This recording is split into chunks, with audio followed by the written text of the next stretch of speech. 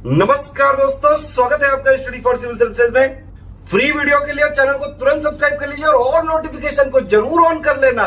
हमारा फ्री वाला टेलीग्राम ये वाला ग्रुप जरूर से जरूर ज्वाइन कर लीजिएगा।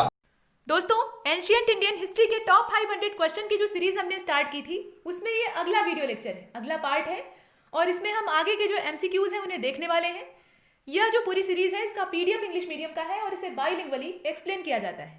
तो यहाँ जो एक्सप्लेनेशन है वो बाइलिंगुअल होगी। अगर आप हिंदी माध्यम के इच्छुक हैं तो वो सीरीज पहले ही बन चुकी है, उसका पापा वीडियो और एक बड़ा वाला वीडियो सब लॉन्च हो चुके हैं, आप वहाँ जाकर देख सकते हैं, चैनल पर उपलब्ध है। यह जो पूरी सीरीज है इसका लाभ लीजिए अगर आप बाइलिंगुअल के इच्छुक हैं तो। और पेड कोर्सेज अगर आप ज्वाइन करना चाहते हैं तो उसके लिए ये जो 2 नंबर आपको दिख रहे हैं इस पर आप संपर्क कर सकते हैं। इतने प्रकार के पेड ग्रुप चलते हैं, मतलब इतने तरह की जो परीक्षाएं हैं या परीक्षा कराने वाली संस्थाएं हैं उनके संदर्भ में इसका आयोजन होता है। और इतने प्रकार के प्रोग्राम चलते हैं, प्री के लिए, मेंस के लिए, वैकल्पिक विषयों के लिए, आंसर राइटिंग के इवैल्यूएशन का प्रोग्राम है। ये सब काफ़ी अच्छे अच्छे प्रोग्राम हैं, आप इनका पूरा लाभ ले सकते हैं घर बैठकर। और हमारे जो पेड ग्रुप है उनका प्रदर्शन काफ़ी अच्छा है। तो ये कुछ इन्फॉर्मेशन है। यहाँ अगर आप फ़ोन कीजिएगा तो कैसे पेमेंट करना है, क्या रूल रेगुलेशन है, वो सब आपको मालूम हो जाएगा। इसके अलावा ये जो फ्री वाला चैनल है, फ्री टेलीग्राम चैनल है, इसको जरूर ज्वाइन करिए। टेलीग्राम के माध्यम से स्टडी फॉर सिविल सर्विसेज के नाम से ये फ्री वाला टेलीग्राम ग्रुप चलाया जाता है। यह इन्फॉर्मेशन के पर्पज से है, यहाँ जितने भी वीडियो के नोटिफिकेशन होते हैं वो सब मिलेंगे। इसके अलावा आयोग का कोई भी नया नोटिफिकेशन होगा, नई सूचना होगी, कोई कट ऑफ से संबंधित निर्णय होगा या जारी किया जाएगा, आंसर की होगी, वो सब कुछ आपको यहाँ मिलेगा। जैसे कि क्वेश्चन पेपर है, आंसर की है, उसका पीडीएफ आपको यहाँ मिल जाता है। इसके अलावा कोई संदेश आवश्यक होता है तो वो आप तक पहुँचता रहता है। वीडियो के नोटिफिकेशन आपको टाइमली मिलते रहते हैं। तो इन सब के लिए, इन सब के फ़ायदे के लिए इसको जरूर ज्वाइन करिए। ये पूरी तरह से फ्री ऑफ कॉस्ट है। इसके अलावा यूट्यूब पर जितने भी वीडियोस आप हमारे देखते हैं उसका कोई चार्ज आपसे नहीं लिया जाता, तो आप उसको लाइक और शेयर करने से मत चूकिए। शेयर करने से ये दूसरों तक पहुंचेगा और दूसरों को भी फ़ायदा देगा। और इसके अलावा अगर आपको कोई सुझाव देना है तो आप कमेंट बॉक्स में बताइए, आप बता सकते हैं। आपको अगर अच्छा नहीं भी लग रहा है तो आप उसका जिक्र कर सकते हैं।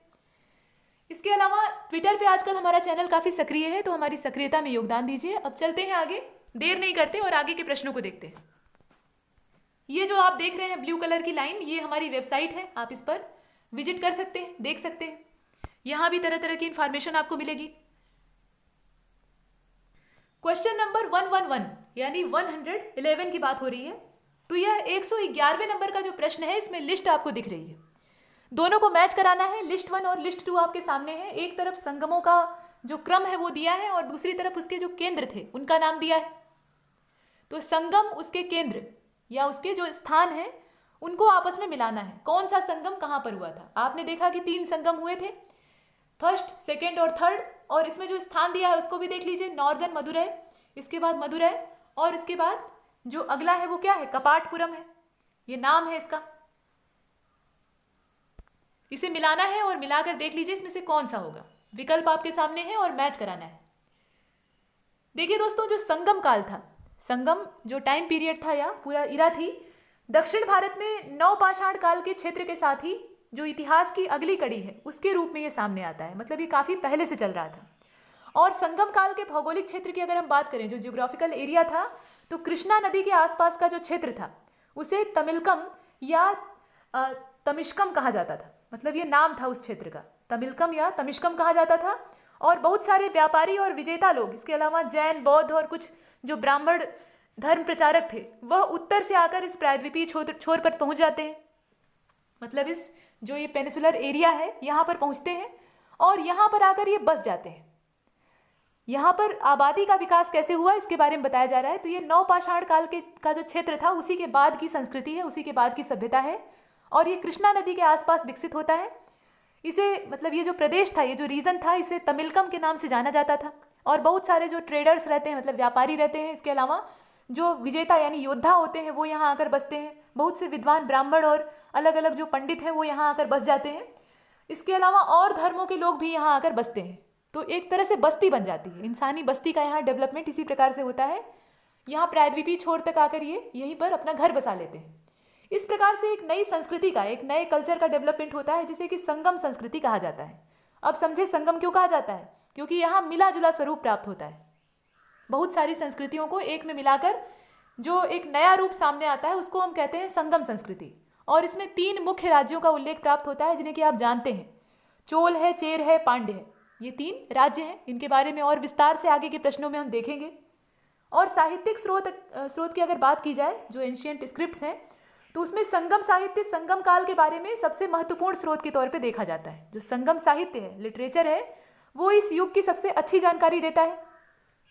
दक्षिण भारत के बारे में इससे पहले हमें कोई भारतीय लिखित स्रोत नहीं प्राप्त होता है। मतलब संगम युग से ही हमें लिखित रूप में जो एविडेंसेस हैं वो प्राप्त होने लगते हैं, नहीं तो साउथ इंडिया के बारे में इससे पहले का कोई रिकॉर्ड नहीं। उधर के एरिया को पहले राक्षसों का देश माना जाता था। भगवान राम को जब वनवास हुआ था तो उसी रास्ते होकर वो श्रीलंका तक पहुंचे थे, रावण के यहाँ। तो इस प्रकार से ये जो एरिया था ये जंगल से घिरा हुआ था और यहाँ दस्यु प्रकार के लोग रहते थे। और वानर राज सुग्रीव को भी विवश होकर यही जाना पड़ा। मतलब वनवास, उनका भी एक तरह से वनवास ही हुआ था, उनके भाई ने उन्हें वहाँ खदेड़ दिया था। तो किष्किंधा पर भगवान राम के साथ उनकी भेंट होती है। इस प्रकार की कहानियाँ हैं। कुल मिलाकर ये जो एरिया था ये निर्जन था। ज़्यादातर बस्तियाँ कहाँ थी? उत्तर वाले क्षेत्र में थी, यानी उत्तर भारत में थी। तो इसके बारे में कोई लिखित साक्ष्य हमें संगम साहित्य से पहले का नहीं मिलता है। मतलब कोई प्रामाणिक साक्ष्य नहीं प्राप्त होता है। और यह जो संगम शब्द आपको यहाँ दिख रहा है ना, मतलब फर्स्ट, सेकेंड और थर्ड, ये संगमों का उल्लेख किया गया है। तो यह क्या है? ये एक प्रकार का आयोजन है। यहाँ पर संगम का मतलब क्या है? तमिल कवियों का सम्मेलन। आपने कवि सम्मेलन का नाम सुना होगा, बहुत सारे कवि इकट्ठे होते हैं, अपनी अपनी झाड़ते हैं। तो वही चीज़ है यहाँ पे। ये तमिल कवियों का सम्मेलन था। तमिल भाषा के जो पोएट्स थे वो यहाँ पर इकट्ठा हो रहे थे। और इस सम्मेलन में कवियों के द्वारा साहित्य का संकलन किया गया। ये बड़ी बात है। साहित्य को इकट्ठा करना, उसकी स्क्रिप्ट बिखरी हुई थी, उसको कलेक्ट करके एक जगह पब्लिश करना, ये सब काम इस संगम में किया गया, जिसके नाम पर पूरे काल को संगम काल कहा जाता है। अब जो पूरा संगम काल है उसका नाम कैसे पड़ा? इस संगम साहित्य के कलेक्शन की वजह से पड़ा। और इस सम्मेलन को शासकों द्वारा संरक्षण दिया गया था। उस समय के जो शासक थे, उस समय के जो रूलर्स थे, उन्होंने इसे बाकायदा प्रमोट भी किया और संरक्षित भी किया। ये कुछ चीज़ें हैं। तो इसमें जो पहला संगम था उसके अध्यक्ष कौन थे? अगस्त्य थे। पहला जो संगम है ये वाला आप देख रहे हैं, इसके अध्यक्ष कौन थे? अगस्त्य थे। और इसके संरक्षक के तौर पे अगर शासकों को देखें तो पांड्य शासक थे। स्थल इसका कौन सा था? इसका स्थल था मदुरा। ये मदुरा में आयोजित हुआ था। और यहाँ भाग लेने वाले जो ऋषि थे उनकी संख्या करीब 549 के आसपास थी। 549 के आसपास यहाँ पे संतों ने भाग लिया था। इसी प्रकार से द्वितीय है। तो द्वितीय का अध्यक्ष कौन था? तोल्कापियार था। यह इसका संस्थापक था। इसके अलावा देखिए यहाँ संस्थापक और अध्यक्ष दोनों का नाम आता है। तो जो द्वितीय संगम था उसके अध्यक्ष तो असल में अगस्त्य ही थे, लेकिन उसके संस्थापक के तौर पे अगर हम देखें तो तोल्कापियार का नाम आता है। और इसके भी संरक्षक के रूप में हम पांड्य को देखते हैं। स्थल इसका कौन सा था? कपाटपुरम था, या अलवय इसी को कहा जाता है। तो सेकेंड वाले को आप किससे मिलाइएगा? कपाटपुरम से मिलाइएगा। अब बचता है थर्ड वाला, तो इसको मिला लीजिए नॉर्थ मदुरा से। नॉर्थ मदुरै यानी उत्तरी जो मदुरा था वहाँ से इसको मिलाइएगा। उत्तरी मदुरा, यहाँ से इसको मिला लेंगे तो थर्ड संगम आपका ये वाला मैच कर जाएगा। और यहाँ ऋषियों की संख्या कितनी थी? 49 थी। तो सबसे ज़्यादा ऋषियों की संख्या कहाँ पर थी? जो पहला संगम हुआ था उसमें। तो पहले और तीसरे संगम का आयोजन कहाँ पर होता है? मदुरा में होता है। लेकिन जो द्वितीय संगम है यानी सेकेंड वाला संगम है उसका आयोजन अलवय या कपाटपुरम में होता है। इस प्रकार से हमें जानकारी प्राप्त होती है। तो इस आधार पर उत्तर कौन सा होगा? पहले वाले का बी, दूसरे वाले का सी और तीसरे वाले का ए। तो इस प्रकार से ये वाला होगा डी, इसका उत्तर होना चाहिए। और इसका जो आंसर है वो है डी। आगे चलते 112वें नंबर का प्रश्न देखिए। यहाँ फिर से लिस्ट है और लिस्ट के साथ उसके जो चेयरमैन है यानी जो अध्यक्ष है उसका नाम मिलाना है। आपने अभी नाम देखा है। तो फर्स्ट संगम, सेकेंड संगम और थर्ड संगम, अगस्त्य, लेटर तोल्कापियार। अब यहाँ देखिए तोल्कापियार का नाम साथ में जुड़ा हुआ है। तो तोल्कापियार क्या थे? ये संस्थापक थे, लेकिन बाद में अध्यक्ष कौन बनता है? अगस्त्य बनते हैं, इसलिए दोनों लोगों का नाम एक साथ दिया हुआ है। इसके बाद फिर अगस्त्य का नाम अकेले है और इसके बाद जो अगला नाम है वो किसका है? नक्कीरर का है। नक्कीरर का नाम इसमें दिया हुआ है। तो ये 3 नाम है और 3 संगम है। मिलाकर देखना है कि कौन सा किससे मैच करेगा। तो देखिए जो पहला वाला संगम था इसमें मिलाना आसान है, आपने पीछे ही देखा है। तो पहला वाला जो संगम था उसके अध्यक्ष कौन थे? अगस्त्य थे। तो इनको संत अगस्त्य से मिला लेंगे। अगस्त्य ऋषि कौन थे? जिन्होंने समुद्र को पी लिया था। आप जानते हैं इनके बारे में कहानी। और विंध्याचल पर्वत को कहा कि तुम झुके रहो, तब तक हम दक्षिण भारत से घूम कर आते हैं। और विंध्याचल झुका का झुका रह गया। ये वापस लौट कर नहीं गए, ये दक्षिण भारत में ही रह गए, वहीं अपनी जिंदगी बिता दी। वापस उत्तर भारत की ओर ये लौट कर नहीं आए और विंध्याचल का पर्वत जो था वो वैसे ही पीठ के बल झुका रह गया। विंध्याचल का जो पर्वत है या विंध्याचल की जो पर्वतमाला है उसको आप देखेंगे तो वो चपटी है, उसका जो आकार है वो हिमालय की तरह शिखर युक्त नहीं है, चपटापन है। तो उसके पीछे यही कहानी है कि पहले के समय में वो बहुत ऊंचा था, हिमालय से भी बहुत ऊंचा था, उसकी ऊंचाई बहुत आकाश छूने वाली थी। तो उसके अभिमान को चूर करने के लिए अगस्त ऋषि ने कहा कि मुझे जाने के लिए रास्ता चाहिए।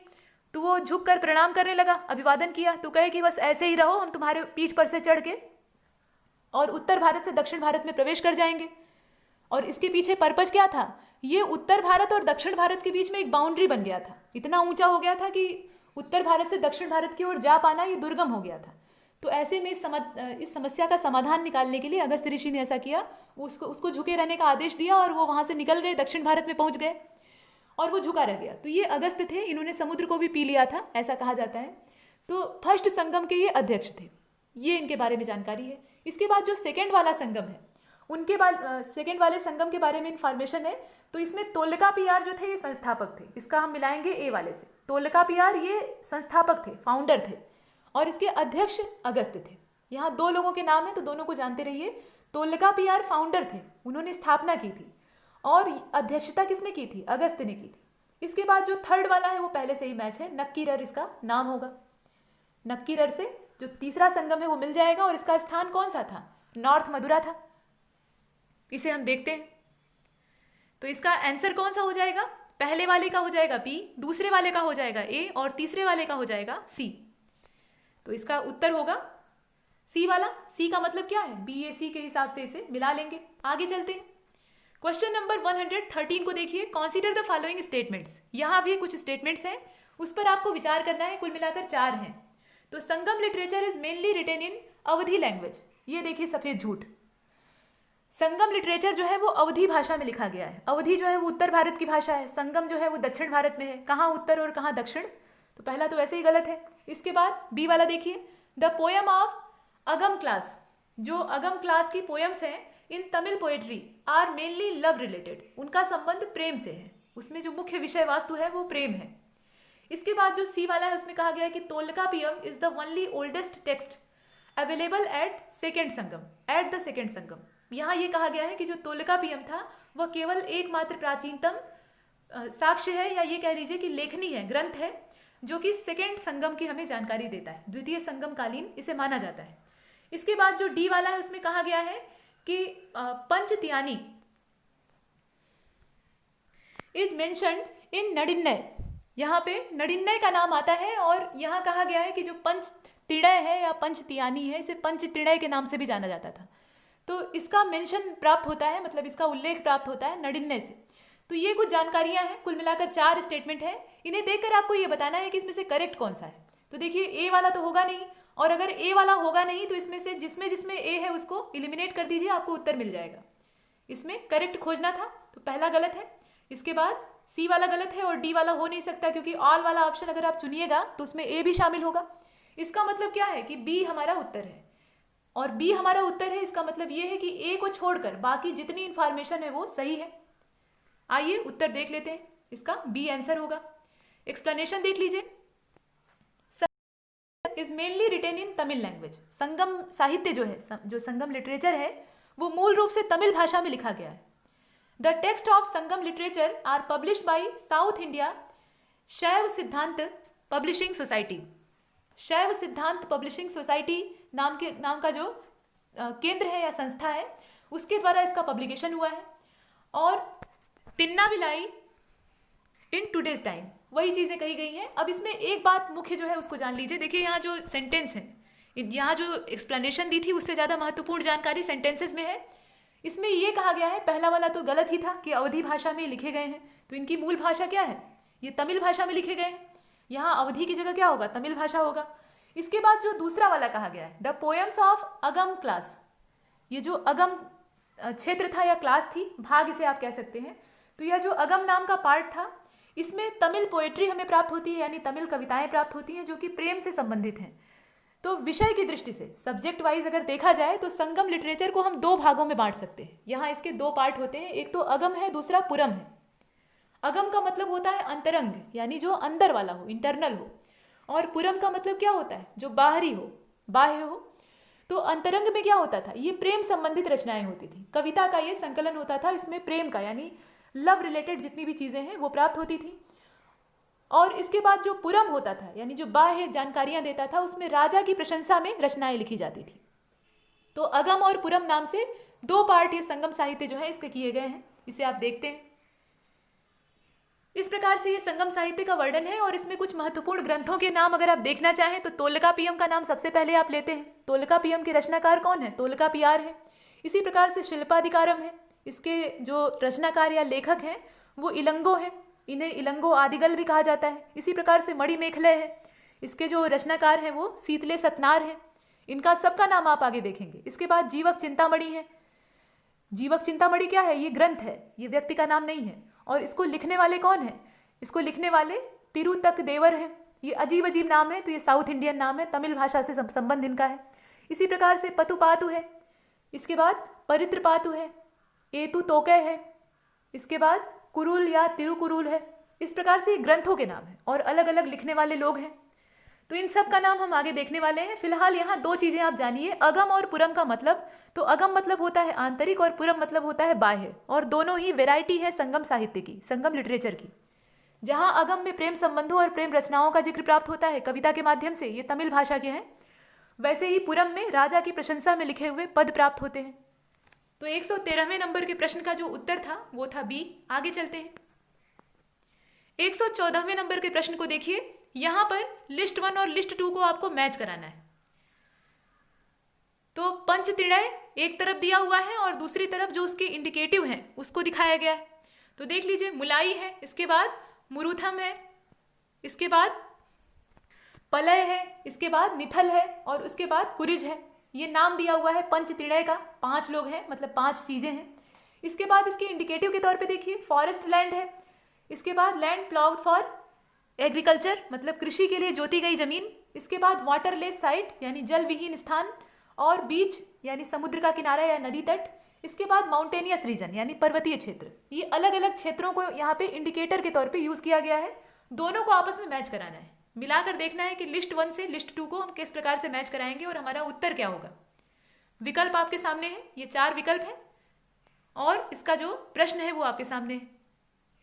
सही उत्तर होगा इसका डी वाला, अर्थात ABCDE। और इसका मतलब समझ रहे हैं दोस्तों, पहले से ही ये मैच था, हमें परेशान कर रहा था। ABCDE, इसी हिसाब से इसे मिलाएंगे तो सब सही सही मैच है, पहले से ही आमने सामने मिला लीजिए इस प्रकार से। ऐसे ही मैच करेगा, मतलब जैसे मुलाई है तो इसका जो यहाँ इंडिकेटिव के तौर पे यूज किया जाने वाला सिंबल है वो फॉरेस्ट लैंड का हो जाएगा। वैसे ही जो मुरुथम है उसको हम मिलाएंगे जो जुती हुई भूमि होती है, कृषि के लिए जोती गई जमीन होती है उससे। पल्लय को हम मिलाएंगे वाटरलेस साइड से, वैसे ही निथल को हम मिलाएंगे बीच से, और जो कुरिज है उसको मिलाएंगे माउंटेनियस रीजन से। आगे चलते हैं। क्वेश्चन नंबर 115 को देखिए, यानी 115वें नंबर के प्रश्न को। यहाँ 4 स्टेटमेंट आपके सामने हैं, इसमें कुछ जानकारियां दी हैं और आपको यह बताना है कि कौन सा नॉट करेक्ट है। जो गलत हो उसकी तलाश कीजिएगा। तो देखिए, परिपादल, ये परिपादल जो दिया हुआ है is the first music collection of Tamil literature. कहा गया है कि ये तमिल साहित्य का पहला संगीत संग्रह था या म्यूजिक का कलेक्शन था, जिसे कि हम परिपादल के नाम से जानते हैं। इसके बाद जो बी वाला है उसमें कहा गया कि description of bravery 8 Chera ruler, मतलब 8 जो चेर रूलर थे, चेर शासक थे, उनकी बहादुरी का वर्णन हमें प्राप्त होता है पदित्रा पट्टू से। ये ग्रंथ है, अजीब सा नाम है ना। ये जो ग्रंथ का नाम है इसको आप देखिए, पदित्रा पट्टू इसका नाम है। यह चेर शासकों से संबंधित है और ऐसा कहा जा रहा है कि 8 चेर शासकों की बहादुरी का वर्णन हमें यहां से प्राप्त होता है। किससे? ये जो पदित्रा पट्टू है इससे। इसके बाद अगला जो है सी वाला, उसको देख लीजिए, Iladi. Iladi is considered the Bible of Tamil literature.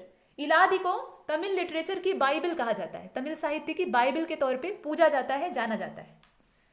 इसे आप देख रहे हैं। और देख लीजिए, इसके बाद जो अंतिम वाला स्टेटमेंट है उसमें कहा गया है कि happiness is found in the voice of the beloved and virtue is found in the generous heart. और यह सब मेंशन किया गया है नुमा निक्का दिकाय में, मतलब ये ग्रंथों के नाम है, अलग अलग किताबों के नाम है, जो कि आप एक एक करके यहाँ देख रहे हैं। अब आपको ये बताना है कि इसमें से कौन सा स्टेटमेंट नॉट करेक्ट है। परिपादल के बारे में जानकारी है, इसी प्रकार से जो पदित्रा पट्टू है उसके बारे में जानकारी है, इसी प्रकार से इलादी जो है उसको कहा गया है कि ये तमिल लिटरेचर की बाइबल है। जो नॉट करेक्ट हो उसको खोजना है। तो देखिए दोस्तों, इसमें जो सी वाला है, सी वाला जो है वो करेक्ट नहीं है। एलादी को तमिल लिटरेचर की बाइबल नहीं कहा जाता है। तमिल लिटरेचर की बाइबल किसको कहते हैं? इस साहित्य में, यानी जो संगम साहित्य है उसमें तिराकुलार, माफ कीजिएगा, तिरुकुराल या नलदियार, तिरुकुरार या नलदियार जो है यह महत्वपूर्ण है और इसी कारण इसे तमिल की बाइबल कहा जाता है।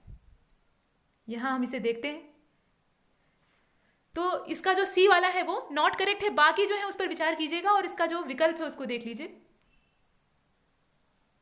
तो आंसर कौन सा हो जाएगा? सिर्फ सी वाला इसमें उत्तर होगा, ओनली सी। इसका मतलब ये है कि ए, बी और डी ये करेक्ट है। तो आइए देख लेते हैं। पहला सही है कि जो परिपा दल है वो पहला म्यूजिक कलेक्शन है तमिल लिटरेचर का। इसके बाद जो बी वाला है वो भी सही है कि जो 8 चेर रूलर्स की ब्रेवरी का वर्णन है वो हमें ये पदित्रा पट्टू से प्राप्त होता है। इसी प्रकार से ये जो सेंटेंस है जिसका जिक्र हम डी वाले वाक्य में देख रहे हैं, ये कहाँ से लिया गया है? ये ग्रंथ से लिया गया है जिसका नाम आप यहाँ देख रहे हैं। तो इसमें सही कौन सा है? सही होगा सी वाला, मतलब जो सेंटेंस सी है वो गलत है और हमारा जो विकल्प सी है वो सही है। एक्सप्लेनेशन देख लीजिए। Kural is considered the base text of Tamil literature. वही जो कुराल है उसी को हम लोग यहाँ पे तमिल लिटरेचर का बेस या बेसिक टेक्स्ट कहते हैं। इसे तिरुकुराल भी कहते हैं, तिरुकुराल या नलदियार कहा जाता है। तो पूरा नाम आप जानिए, इसे तिरुकुलार या नलदियार के नाम से जानते हैं और इसमें इसे तमिल लिटरेचर की बाइबल कहा जाता है।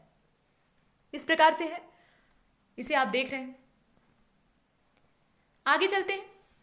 क्वेश्चन नंबर 116 को देखिए, यहां भी लिस्ट दी हुई है। तो जो लिस्ट है उसे मैच कराना है। देख लीजिए कौन कौन सा नाम दिया है। लिस्ट 1 में कुछ किताबों के नाम दिए हुए हैं, कुछ ग्रंथों के नाम है जो कि तमिल साहित्य से संबंधित है, और लिस्ट 2 में उसके जो लेखक हैं, राइटर्स हैं, उनके नाम दिए हुए हैं। ये नाम थोड़े लंबे और जटिल हैं, इन्हें देख लीजिएगा। देखिए पहला वाला जो है लिस्ट 1 में, हम बाईं तरफ से चलते हैं। लिस्ट 1 में जो पहला वाला है उसका उच्चारण क्या होगा? तिरुमुरुता त्रिपुदय, तिरुमुरुता त्रिपुदय, ये इसका सही उच्चारण होगा। यहाँ जो लिखा है इंग्लिश में उसको उच्चारित कैसे करेंगे? तिरुमुरुता त्रिपुदय। इसके बाद जो दूसरा वाला है उसको देख लीजिए, तो पेरुम्पन त्रिपुदय इसका उच्चारण होगा। ये जो सेकेंड वाला है पेरुम्पन त्रिपुदय, ये ग्रंथ का नाम है। इसके बाद जो थर्ड वाला है वो कौन सा है? वो है पोरुनरा त्रिपुदय, ये इसका थर्ड वाले का नाम है। और जो चौथा वाला है उसमें मदुरै कांची है। ये 4 किताबों के नाम है। कौन कौन सा है? तो तिरुमुरुता त्रिपुदय है, इसके बाद पेरुम्पन त्रिपुदय है, इसके बाद पोरुनरा त्रिपुदय है। सभी में त्रिपुदय जुड़ा हुआ है और लास्ट वाला थोड़ा सा अलग है, उसमें राइमिंग नहीं बैठ रही है, वो है मदुरै कांची। अब लिस्ट 2 को आप देखिए, यहाँ लेखकों के नाम है। तो लेखकों में पहले जो है वो मरुदनार है, फर्स्ट वाले में, मतलब ए में आप देख रहे हैं। इसके बाद जो अगले हैं वो कौन से हैं? कन्यार है। इसके बाद जो सी वाला है वो कौन सा है? रुद्र कन्नार है, ये लंबा सा नाम आप देख रहे हैं। और अंत में है नक्कीरर, इन्हें आप पहले भी देख चुके हैं। तो इनको आपस में मैच कराना है। मैच कराने का मतलब ये होगा कि आपको बताना है कि किस ग्रंथ को किसने लिखा था।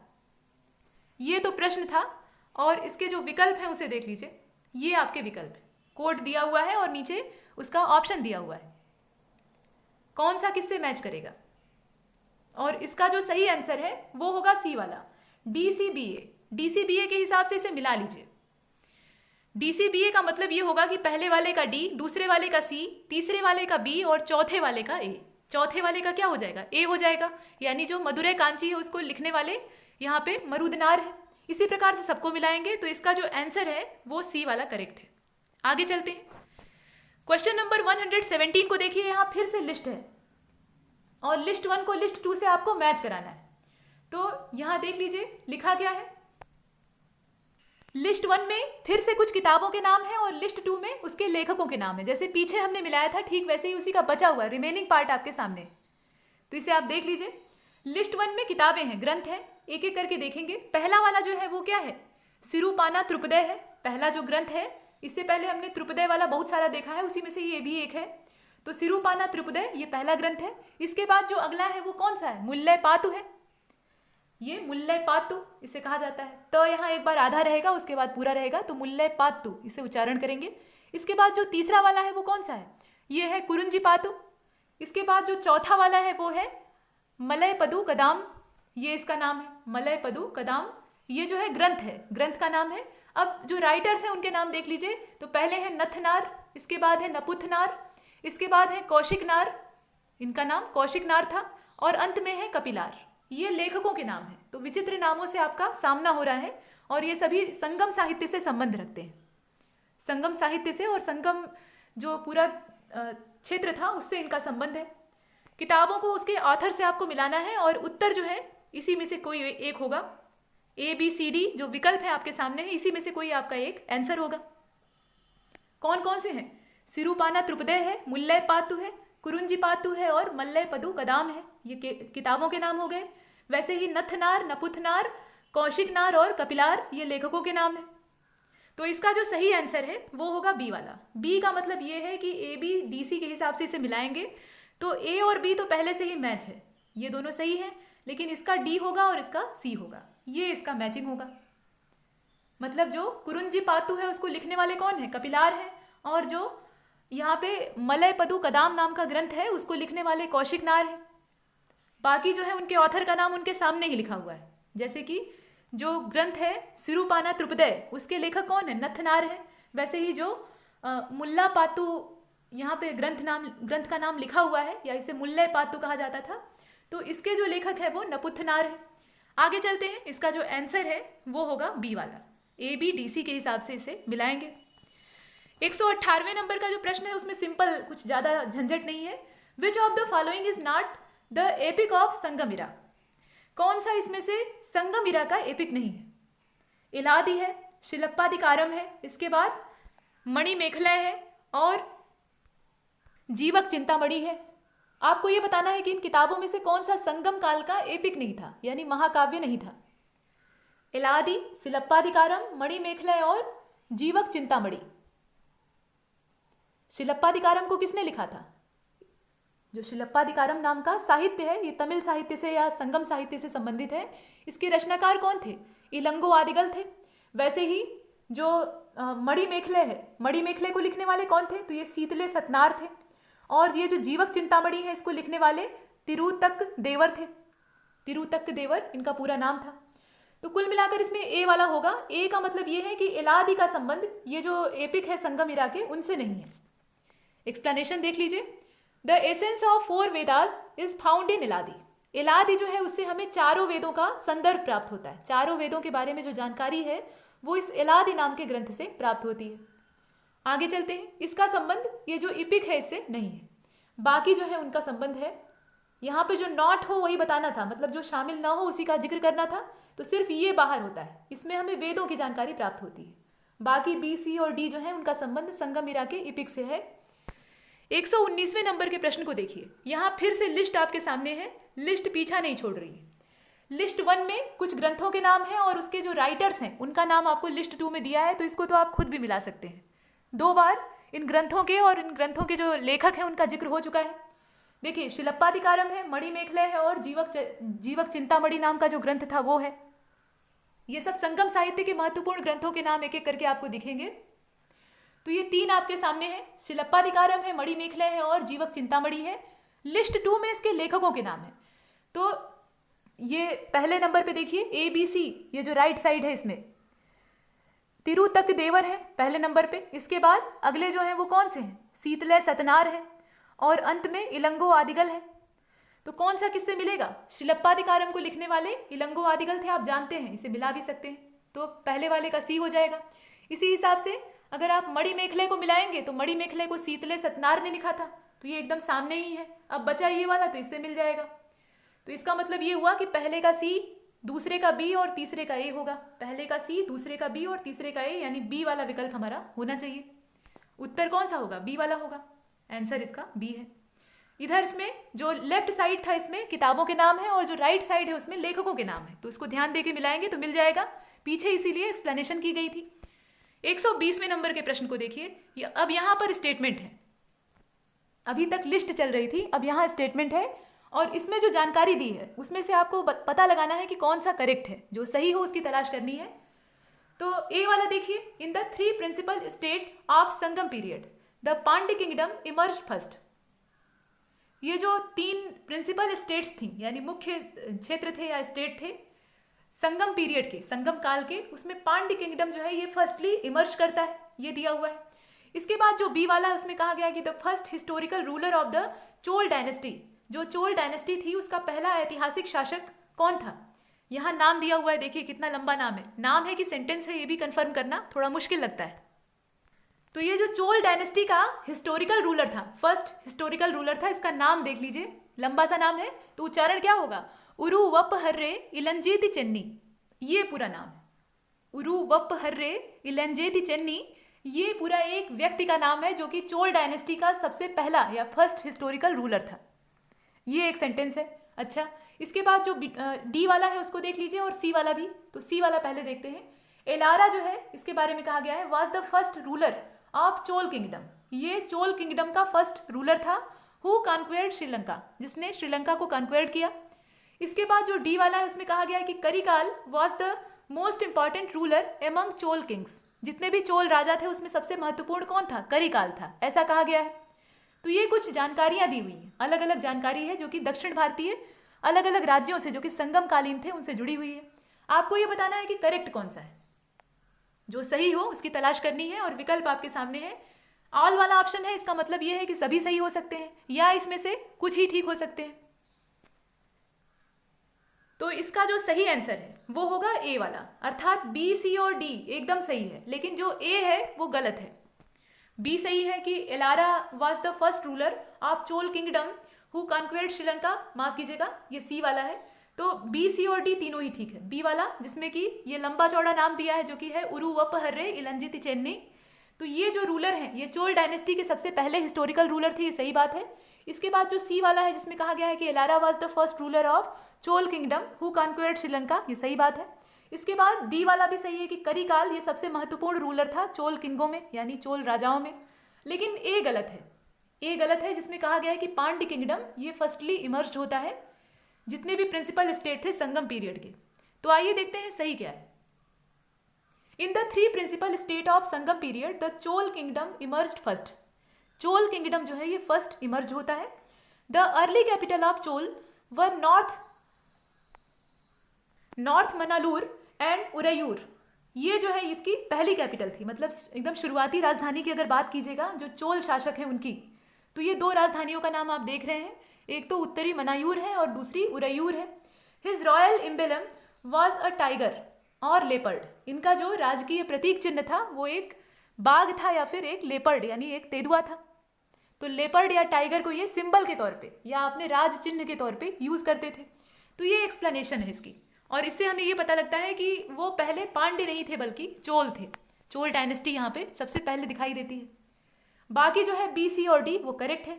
तो यहाँ तक हमने 120 प्रश्नों पर चर्चा की। अभी जो आपने शिलप्पाधिकारम और मणिमेखला इस प्रकार के ग्रंथों का नाम देखा है ना, उसके बारे में डिटेल इन्फॉर्मेशन आगे वाले वीडियो में होगी, क्योंकि आगे उन किताबों का वर्णन प्राप्त होगा।